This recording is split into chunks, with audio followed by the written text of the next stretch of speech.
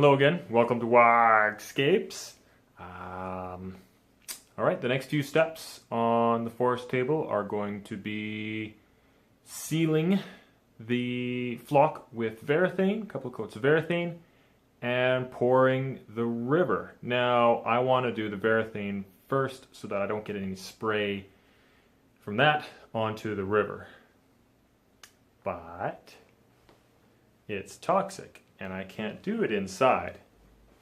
I can do it in the garage, except, oh, it's September, and yeah, it's snowing.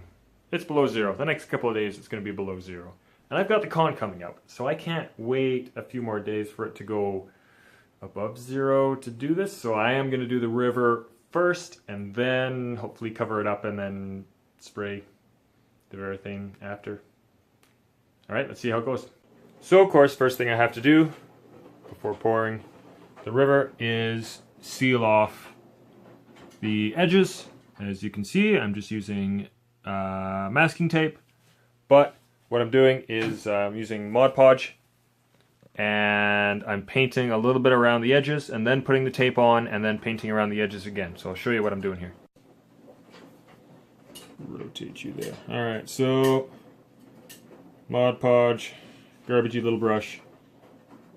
And when I did this on the sample board, I put the tape on first, and then I just kind of painted the Mod Podge in there and then feathered it out a little bit, and then it never totally dried. It never totally dried, and it left a bit of a white smear. You could see where I had feathered it out. So what I'm doing is I'm just building up a little layer along here so that when I put the tape on, it'll kind of squish into it and push it up a little bit, and it will give me a little bit of that bead on the inside, but it'll be really small. Okay, there we go. Tiny little bead around there, and short piece of tape. Line it up, make it pretty, make it pretty. There you go, and then just kind of squish that little bead upwards.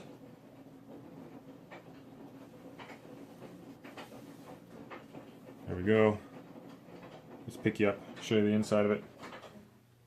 Can I do this with the thing and the stick? Maybe. There you go. Yeah, you can kind of see that little bead along there, right? Okay. Now I'm going to paint along, too close, along this edge as well, along there and up there.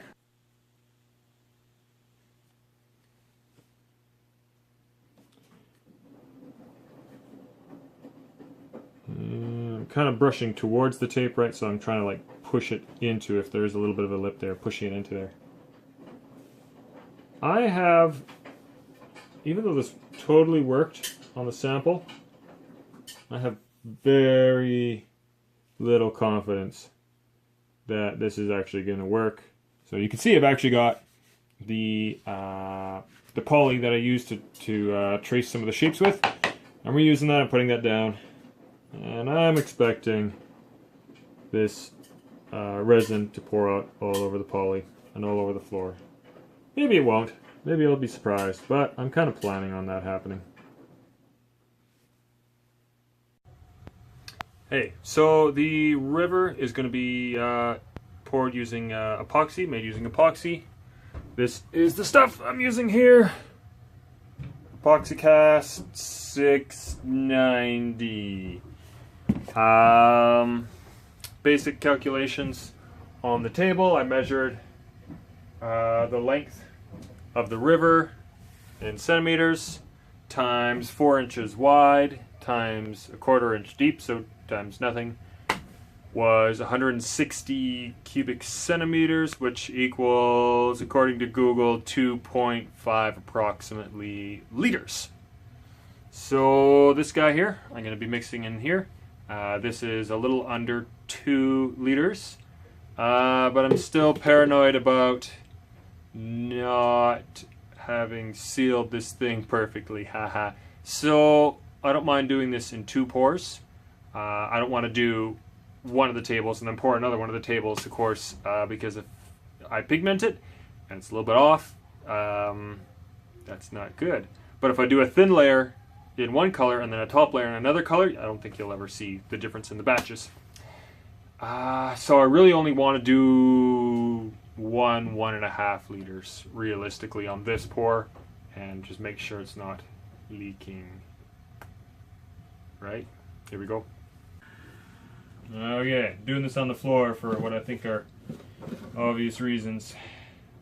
Got the Wife's Good kitchen scale. So this is a 10:3 ratio, mixed ratio by weight. So we are zeroed. I'm kind of just going by volume here. I want about this much, so I'm going to pour in about, I'm going to pour this thing about half full to start with.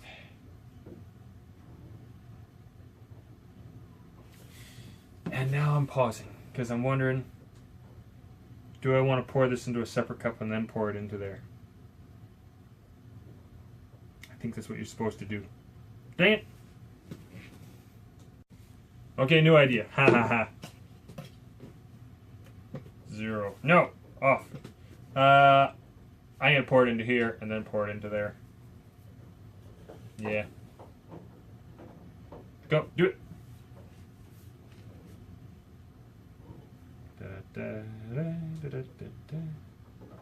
So I want about, no, don't flop back. I want about a full cup of this. That's what I'm going for. Close enough. And that's 400 grams, 450, 460. Sure. 460 grams. All right. What's 30% of 460? Math! 138. The answer, the correct answer is 138. Zero this thing.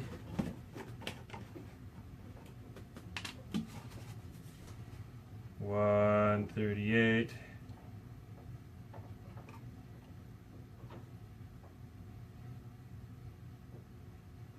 Oop, nope, nope.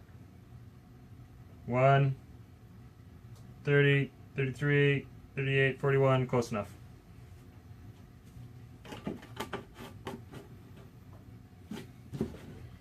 Okay, I'm going to mix these two up. Then I'm going to take a little bit of this, I'm going to pour it back into here, and I'm going to start adding a little bit of pigment into here, and then add that back into here. I don't want to just add the pigment into here in case there's any weird clumping. And by pigment, I mean just paint. I tried that on a sample, it worked okay. Okay, so I've mixed a little bit of brown paint, the same brown paint I used for the dirt up there. And I can't tilt this enough. There we go. Into here.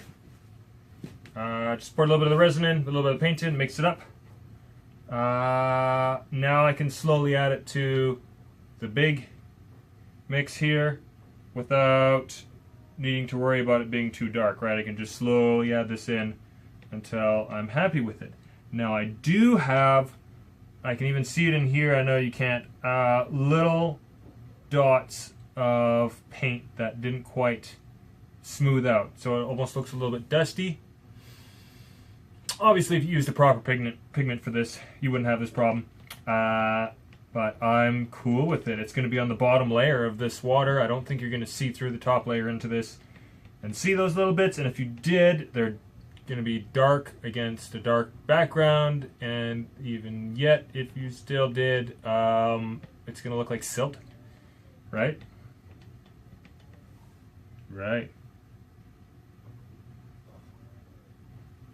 Oh, and by the way, my fingers are like turning blue. I think this stuff is dissolving the paper cup that I'm using.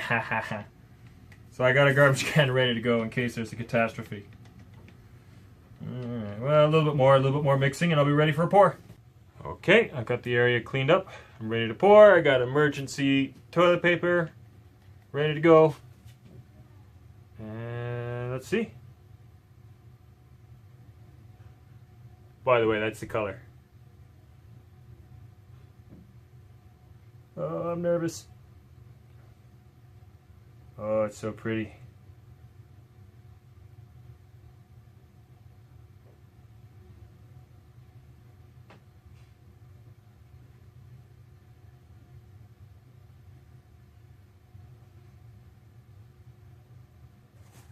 Emergency toilet paper. Here we go. Yeah.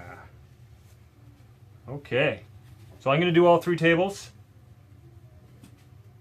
And then I'll come back and fill in if there's any areas if it needs to be a little higher or lower. Yeah. Whew. Okay, that's stressful. So it's been on there for about 5 minutes now. I'm not seeing any signs of leaks, so I'm happy. It's my happy face. It looks good. I can't see any of the silt from the pigment from the paint, right? And the colors, I don't know if you can tell on camera, but the colors look enhanced. Like, they look a lot richer. So I like it. I'm really happy with the color. Happy with the way it's looking. I'm happy with the no drips. This is probably about, like I was saying, about half the volume that I want. So I'm going to do another pour, obviously. I'll let this one set up and just make sure there's no leaks. But once I even, I took a stick in the corners and I just, you see my finger? Yeah. And I just kind of shoved some right into the corners. Make sure it gets right into the corners there. So once this sets up and I'm sure there's no leaks, I'll mix up another batch and pour it. And maybe about 1.5 times the size of this one I just did. And yeah. So, fingers crossed. I'll keep checking back off on it to make sure there's no leaks, but yeah, fingers crossed.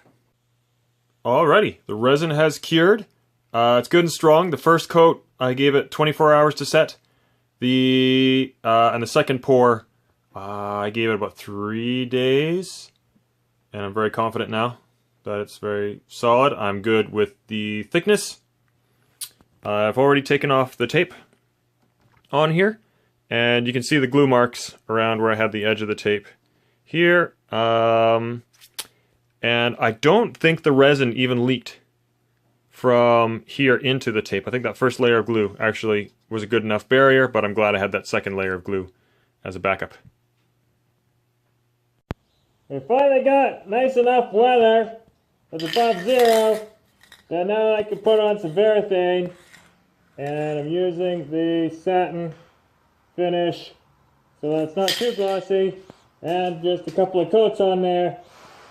I'm not too worried about the river because I'm going to put Mod Podge on top of that and texture it. Okay. Okay, and the final step on this table is going to be the water effects going on here.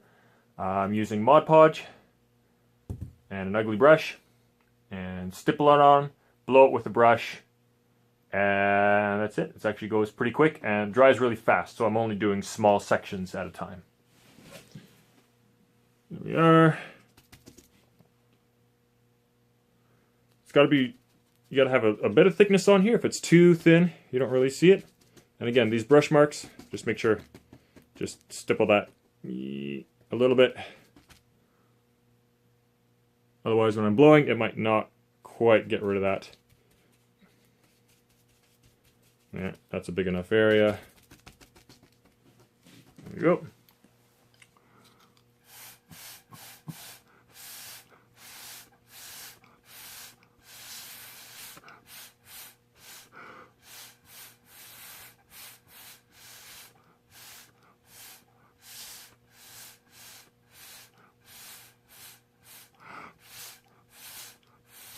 And also just making sure if I've got any lines that they're going perpendicular to the flow of the water here, right? Water's going this way, my lines are going this way, so I don't have, you know, streaks going across at a consistent angle as they're going around curves and things.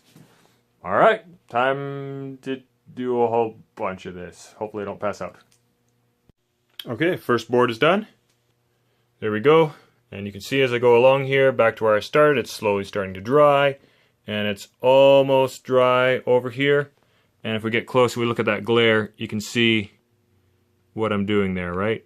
I'm just trying to get some texture on there so it's not totally glassy smooth. Thanks for watching. Like, favorite, subscribe, and if you're going to the Edmonton Expo 2018, September 21, 2, and 3, come check me out at the Wogscapes table in the gaming zone. I'll have my stuff set up there. I'd love to chat about gaming stuff. All right, later. What? What?